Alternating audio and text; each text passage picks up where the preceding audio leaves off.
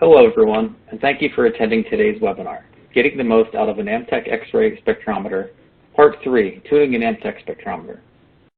Before we begin, I'd like to cover a few housekeeping items. At the bottom of your audience console are several application widgets you can use.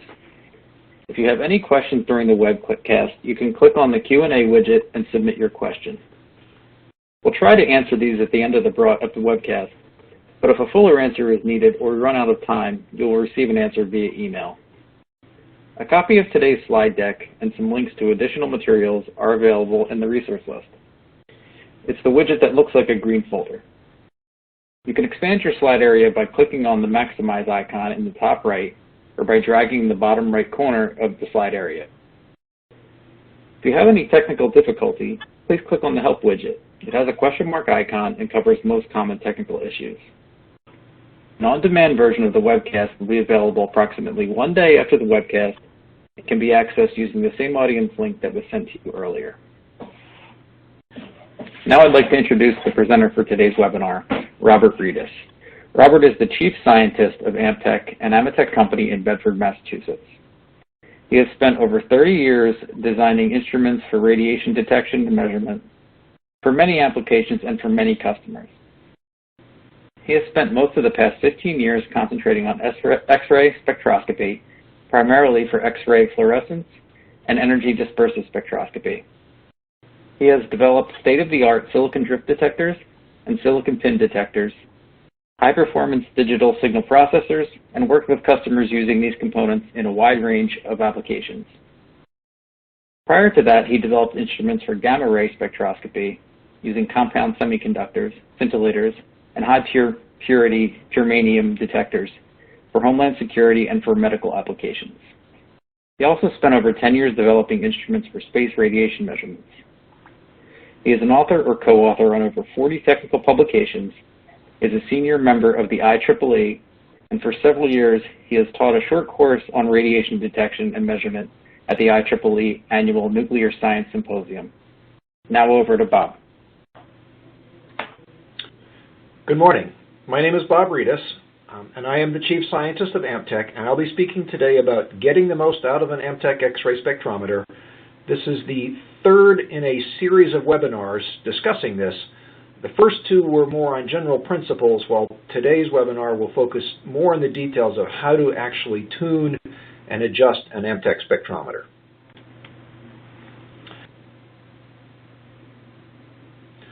This is the third in our set of webinars.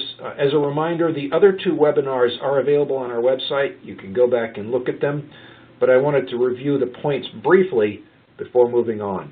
The first webinar was looking at precision, accuracy, and detection limits, and focused in general on how to obtain the best measurements. When we looked at precision, what we really showed was that high count rates improve the statistical precision far more than optimizing resolution. That you really want to focus on high count rate for improving statistical precision.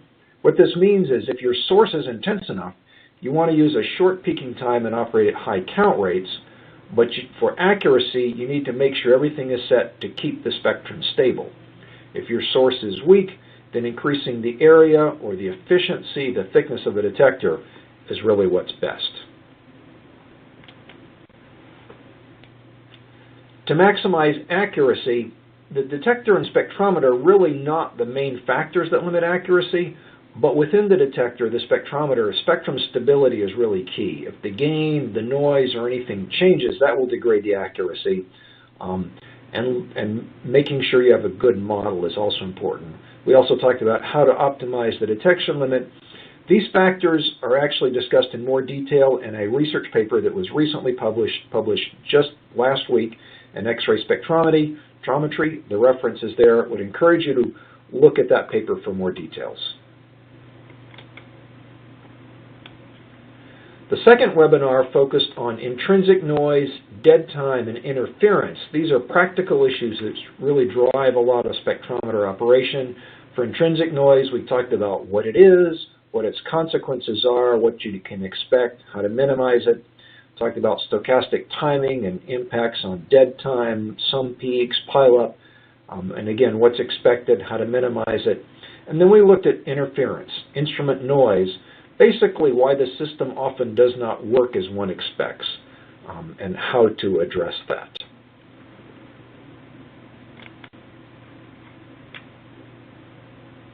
Today's seminar will focus on actually tuning an Amptek spectrometer given that background. If you have an Amptek spectrometer, how do you set up the hardware, the software to optimize performance?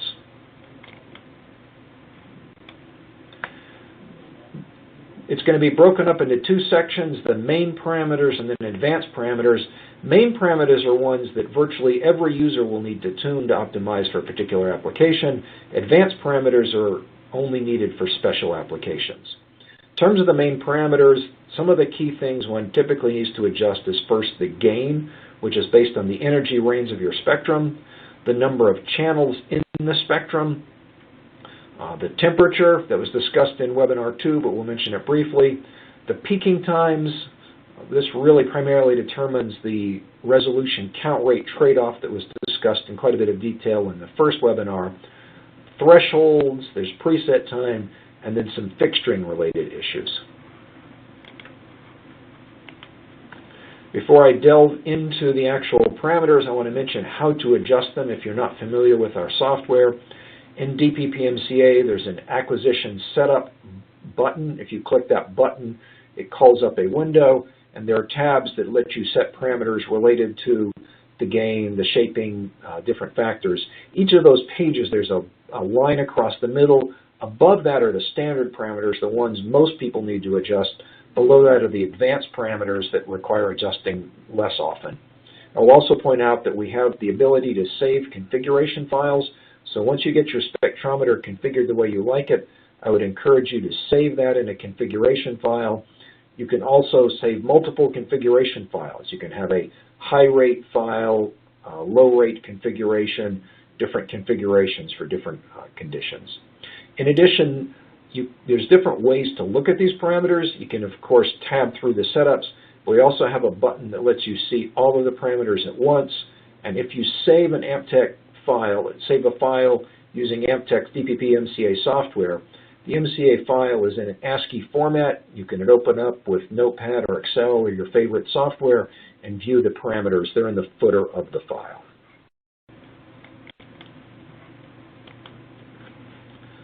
The first parameter I want to talk about is the gain, how to tune the gain. But before discussing that, I want to give a little bit of background because I find a bit of misunderstanding about gain and really what it is. So it's the ratio between the output channel number and the input energy.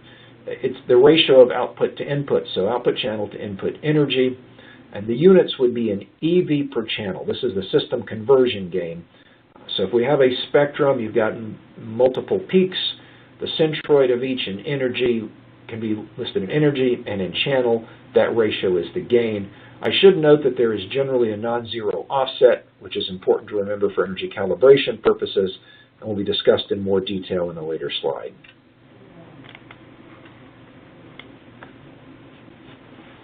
The gain is primarily determined by a few factors. One is the preamplifier's charge conversion gain.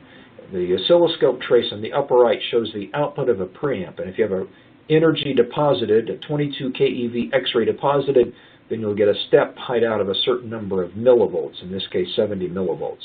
That's in units of millivolts per keV, and it depends essentially entirely on the feedback capacitance. That then gets multiplied by analog voltage gain. This is what you control by sending a gain parameter to our digital processor. There are multiple coarse gain voltage amplifiers, and then a digital fine gain. Finally, there's shaping there's a shaping associated gain and the number of channels that gives the overall channels per keV or keV per channel.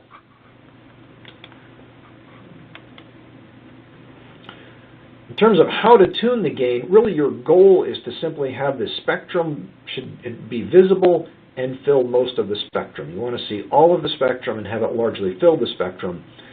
If you see what on the lower left, so the one in the upper middle shows what the spectrum should look like. On the lower left, you see the spectrum is going off scale, so some of the events are not getting counted, and that will lead to count rate errors. On the lower right, it's only filling a portion of the spectrum, the gain is too low, and that can result in degraded energy resolution. It's better to have the full spectrum visible. So simply adjust your gain empirically so that in your application it fills most of the spectrum.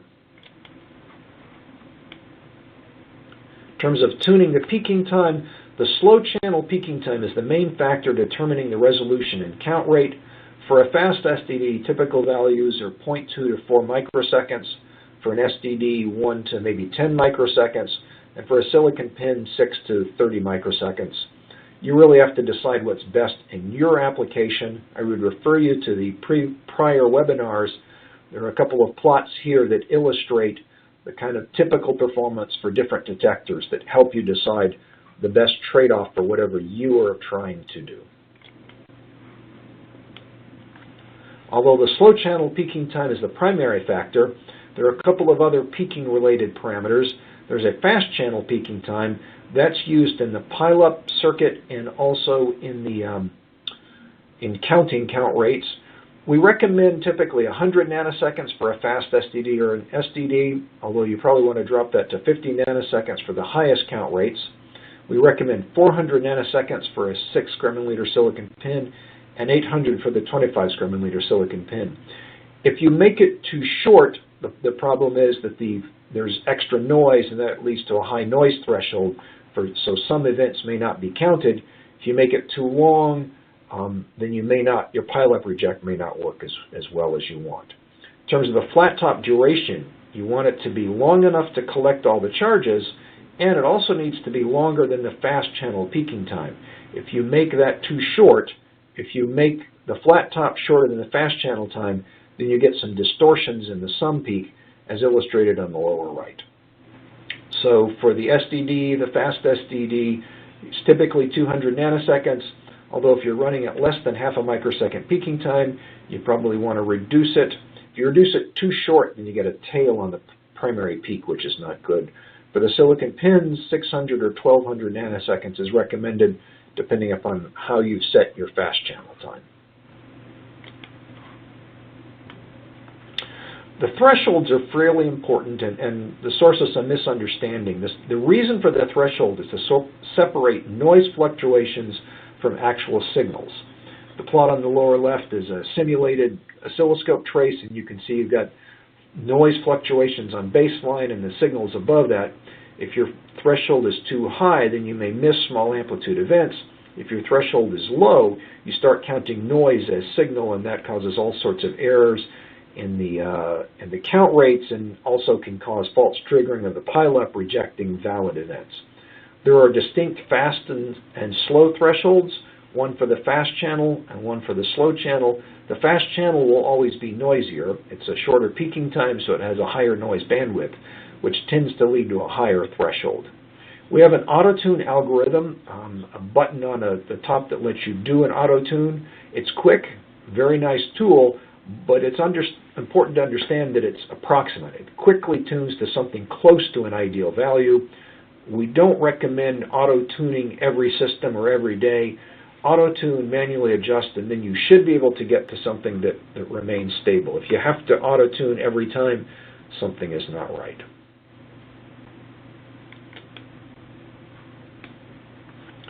The webinar 2 discussed a good bit about temperature and what can be expected.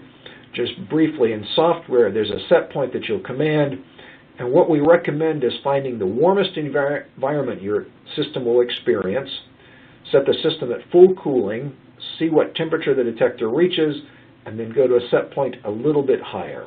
This maximizes stability while getting the best cooling under the range of applications. It is important to note that heat sinking is important. There's about 1 watt of heat that's being dissipated by the detector. It's not a lot of heat, but if you don't have any heat sink at all, the preamp can heat up by 10 or 20 degrees, and that will significantly affect potentially resolution and stability. So some sort of good heat sink is recommended. What that means will depend upon the details of your application and your system. In terms of picturing, we do recommend an external collimator, or let's say that's often useful. The reason it's useful is that if you don't have that, higher energy X-rays can penetrate the nickel cover. There are different materials inside the detector package, and they will produce characteristic X-rays. There's electronic components in there. We use a lead-free solder on the beryllium window, and all of these things will be seen if the whole package is excited with high-energy X-rays. So some sort of external collimator will clean up the background in your spectrum. The details, the optimum, really depend upon your application. There's no one-size-fits-all. We do sell an external collimator that can be used, but you may need to optimize it for your application. We recommend that you limit the incident angle to no more than 45 degrees off-axis. If your X-rays are coming in further off-axis, they'll reach the edge of the active volume and can contribute to background. You do need to consider the collimator material because it will produce its own characteristic X-rays. So either a graded multi-layer collimator or a material that's not something you're trying to measure is really what's best. Those are the basic parameters that everybody needs to adjust, but there are some advanced parameters and it's worth knowing about them. I won't discuss in detail how to set them because they're often discussed in application notes, but I want to mention them so everybody is aware of them. One of the advanced parameters is the spectrum offset. As I mentioned, channel 0 is in general not zero energy. Real systems always have some sort of offsets. It's important to know it for calibration. Some software packages assume that zero energy is in zero channel, so if you need that, if your software needs that, you can use this offset parameter. What you'll do is do an energy calibration, find the offset in number of channels, and then you can command that under the MCA tab. You can offset or shift the spectrum so that you get zero energy in channel 0. We also have a low-level discriminator. We use this basically when it's important. If you have a lot of low amplitude pulses, it's important that you count the same number of events in the slow channel and the fast channel.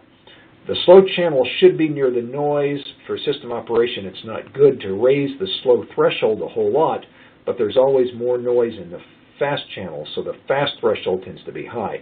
So what you can do is set the LLD, the low-level discriminator, higher than the slow threshold so that you match the number of counts in the fast and the slow channel. So what you would do is first do the tuning to get the fast and slow thresholds, and then raise the LLD until you're getting the same number of counts in both fast and slow channels. We have a couple of parameters here that are really only important at the highest count rates. One is the reset lockout. It's a reset type preamplifier, and after some number of counts, the preamp will reset, and that will cause the system to saturate, and it takes a little time for the system to come out of saturation.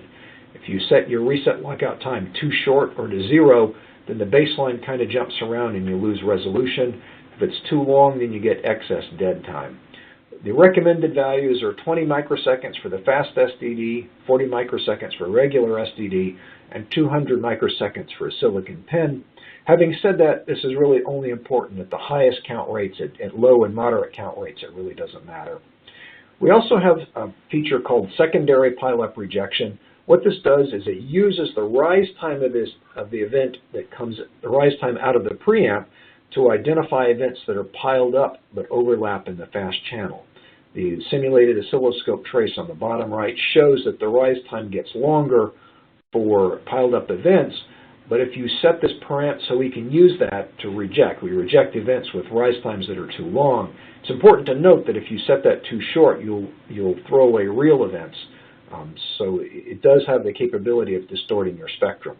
It's only needed at the highest count rates, and we have a separate application note that describes how to tune that. Baseline restoration is another parameter that needs to be adjusted only at the highest rates. There's a baseline, the noise fluctuation that you can see in the oscilloscope trace on the upper right between valid events, and that baseline tends to shift up and down at least a little bit with count rate. We have two modes. Mode 1 is the one we've had for many years. It's robust, very simple to use, pretty good. It will shift a little with rate, and the adjusting of that's fairly empirical. If you see it adjusting down, and the spectrum on the lower right shows it adjusting down, then simply increase the up parameter or decrease the down. We have a separate mode called Mode 3. It has a little bit of improved stability, but it's not as robust and requires a little more careful tuning. We have an application note that describes these further, and again, these are only needed if you're at the highest rates. Basically, if you see your spectrum shifting, then you should pay attention to this. If you're not observing your spectrum shift, then the defaults are probably fine.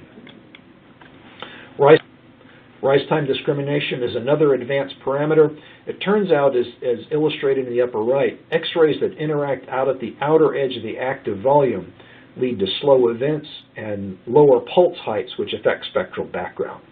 So by detecting and rejecting the events that are slowly rising, you can improve the peak to background. This really only matters when you're looking for trace elements. If you have fairly strong peaks, it's not so critical. But if you're trying to look for really low amounts of elements, then it's important. What it does is to measure the pulse height in the fast and the slow channels and reject them if the ratio is not right. I will point out again, if you misadjust it, you can actually throw away valid events, so you need to be somewhat careful when tuning it. It's only needed for the lowest background, and we have a separate application note to discuss it. We do have some advanced data acquisition modes that it's worth knowing about. Our SCAs, or single channel analyzers, are used so that external hardware can count events. It produces a logic output for every event where the pulse height is in an energy range that's set through software. So again, you can count this. You can use this to count in hardware, for example, a copper peak or an iron peak. So very useful for interfacing with external hardware to read out.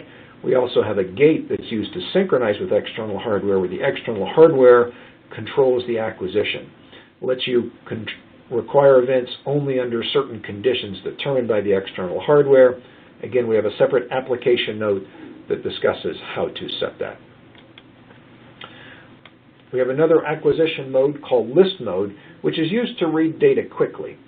If you read out the typical spectrum, if you have 2K channels, 3 bytes per channel, it takes almost 10 milliseconds to read out the spectrum. We have applications where customers need to read it out in just a few milliseconds. So one option is what we call list mode. It's a software mode where instead of generating a spectrum, for every X-ray we store the amplitude and the time of the event. We produce a list of this in memory, and that gets transferred over rather than the histogram. Then in the software in the computer is used to bin events by time or something else. You would typically need to customize software. We provide example code. It would need to be customized, but it lets you bin data by any timing you want down to a tenth of a microsecond accuracy. It does have a limit. Reading out the list means there's a tremendous amount of data, so the sustained speed is less than 100,000 counts per second. For the very highest rate readout, where you still need the high time resolution, quick readouts, we offer another hardware-based readout mode called streaming mode. It's essentially the hardware equivalent to list mode. We have a parallel bus so that every time there's a pulse, as shown on the bottom right, there's a clock that's generated, and the amplitude is clocked out over 2 clocks, 2 8-bit words.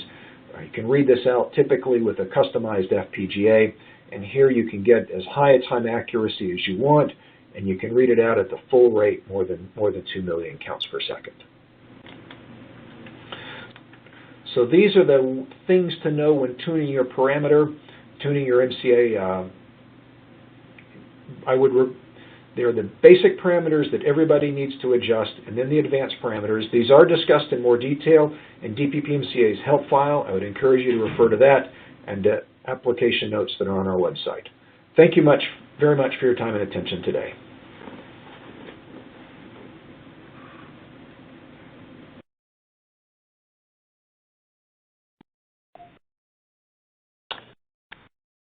Hello, so this is Bob Reedus, and I'm now going to answer questions that have come in. At this point, there is one question which had to do with the gain. The question was, is there an issue with increasing the gain to, say, double the nominal value in order to measure soft X-rays only? You can certainly adjust the gain if only the soft X-rays are present in the spectrum.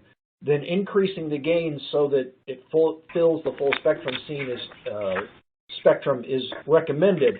If you have both soft and energetic X-rays, we really recommend having the gain adjusted so all of the X-rays are in the spectrum window. If you have a large number of over amplitude events, they're not getting counted, which can cause errors in the dead time measurement, and you have some large events that can affect saturation. So if you have both soft and hard X-rays, I recommend adjusting the gain so all the spectrum is seen. You may want to increase the number of channels so that you can see those soft X-ray peaks with a fairly high resolution, but I would not adjust the gain. At this point, that's the only question that has been entered into the chat. If anybody else has questions, you can enter it in the chat. We'll wait around for a couple minutes to see if that happens. If no more questions are asked, I would encourage you to refer to our website, the DPPMCA Help, for more information and setup. There are application notes. If you go to the Amptek's website, under Resources tab, Documentation, you can download a documentation zip file that has quite a bit of additional information, or feel free to contact us. On the website, there is a link for technical support. You can send an email there, and it'll be sent to the proper person. I see a few additional questions have come in. One question is the relation between the system conversion gain, the full-scale energy, and the output channel number. There is, in the DPPMCA Help, there's a FAQ that discusses that in a bit more detail. But essentially, the full-scale energy, if I set the gain, for example, I can adjust the gain to have 50 keV full scale. The exact gain that requires that will depend on the detector in the system. But that's going to be, I can adjust that to get my full-scale energy, and the gain is inversely related to that. So a high gain leads to a low full-scale energy. To get that to full system conversion gain, it's going to depend on the number of channels that you've set. So for example, if you've commanded it to 4K channels, you've got 50 keV, 4K channels, and that will you can turn it exactly into the number of, it's 50 keV divided by 4K is going to be the keV per channel. The output channel number you get for a particular peak is going to depend on the energy from that. The high voltage really does not affect these at all with the solid-state detector. The high voltage simply needs to be enough to fully deplete the detector, and the gain of the system does not depend at all on high voltage. It's really a function of the feedback capacitor.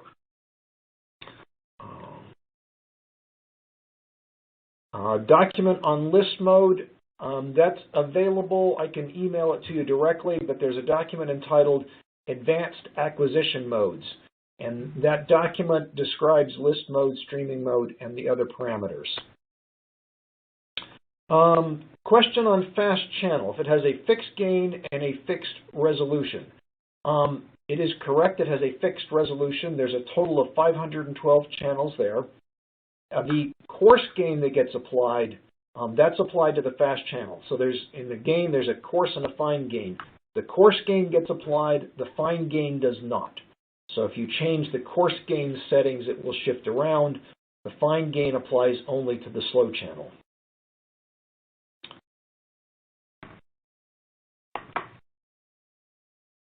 Don't see anything in the Resources tab. So go to the Amptek website. Across the top it says Resources, and under that come down and click on Documentation, and that will get you to the documentation zip file, which has user manuals, application notes, and plenty other parameters. Tuning parameters recommend for a CAD-TEL detector operating at very high count rate. That I'll discuss with you directly. The CAD-TEL is a little bit different from other detectors. It's the same basic parameter. We have an application note that was recently released talking about how to tune a system for high count rates. That was focused primarily on the fast SDD and the silicon pins. CAD-TEL is a little bit different, and I will talk separately on that. when you use the 80 megahertz mode, so the A to D that we have can be clocked at either 20 megahertz or 80 megahertz. The difference really is the peaking times that are accessible. So if you use 20 megahertz, that's recommended for longer peaking times, so peaking times of, say, 6 microseconds out to 100 microseconds. Typically used with the silicon pins, we use 20 megahertz. Frequently, peaking times are 19, 25, or 30 microseconds. 80 megahertz is typically used when you have shorter peaking times. The upper limit at 80 megahertz is 25 microseconds. Typically, SDDs and fast SDDs use the 80 megahertz mode to use the shorter peaking times.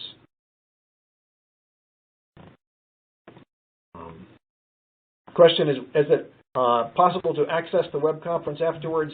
Yes, it is. On our website, again, under the resources link, there is a webinars tab.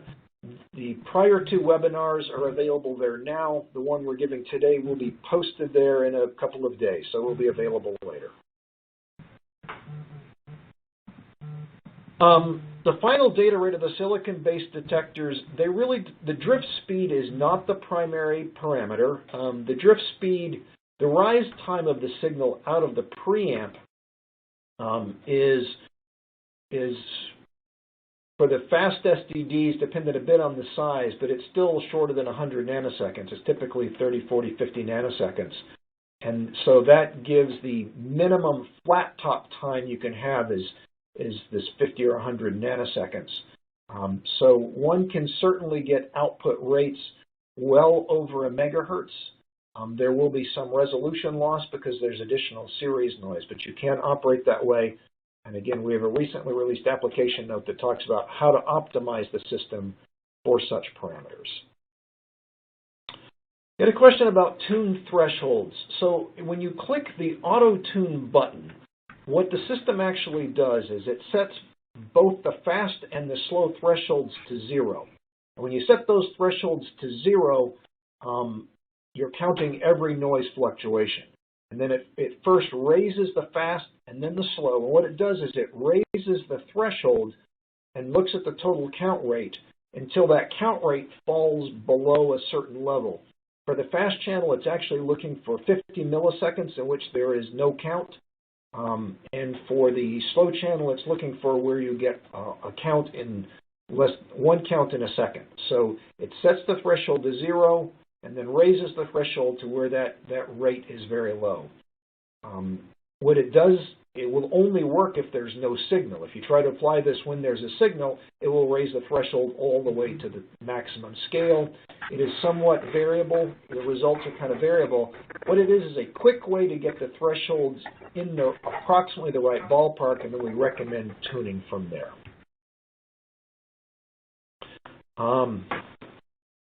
Let's see. Question. Could you repeat how it's possible to switch on the detector with full cooling while adjusting software temperature settings? So the best temperature setting, what we recommend is setting the temperature so that the system is stable. So what I would recommend is put your system in the warmest environment it will ever experience. That may be in the lab, it may be in the field at 40 degrees C, whatever it is. Set it in there. Set the system on to full cooling. That is, command a set point of, say, 190 Kelvin. That's going to mean the cooling runs all out. And then after a few minutes, the temperature will stabilize. Once your system's warmed up, everything hits equilibrium, and you'll observe the temperature that it's reached. That may be 220 Kelvin. If you're in a warm environment, that may be 238 Kelvin, say. And then what you want to do is command the set point a little bit warmer, and what that does is give you some margin. So if under the worst case condition you could reach 238 Kelvin, now command your set point to 240 or 242. That way you're confident that under the worst case conditions it will be stable.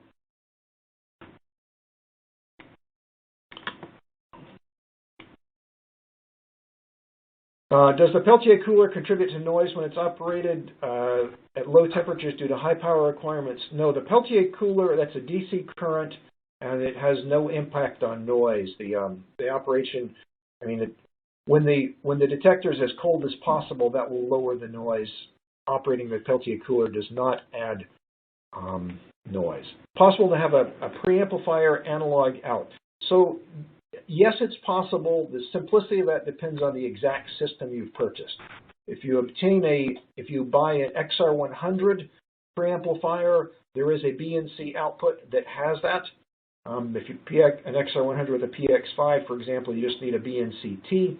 If you've purchased the X123, the analog output does not come to the outside of the package. If you remove the cover, you can look at it with an oscilloscope. And if you want, you can connect that to a simple connector you can put on the package. We've done some custom connectors for you, or you can do it yourself. If you refer to the DP5 user manual, which is again on our website, that will show the test point that has the preamplifier analog output, and it's easy to bring that signal out.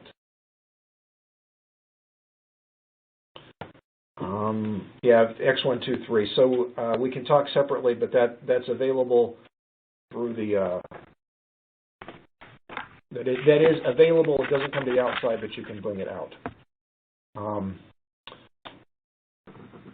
I believe that takes care of all the questions that have been answered thus far. I thank you for your time and attention. Again, reference those documents. If you have further questions, please contact us. You can email us, use what's on the website. Let's see, one more question came in. For the X123 detector, which side is optimal for a heat sink?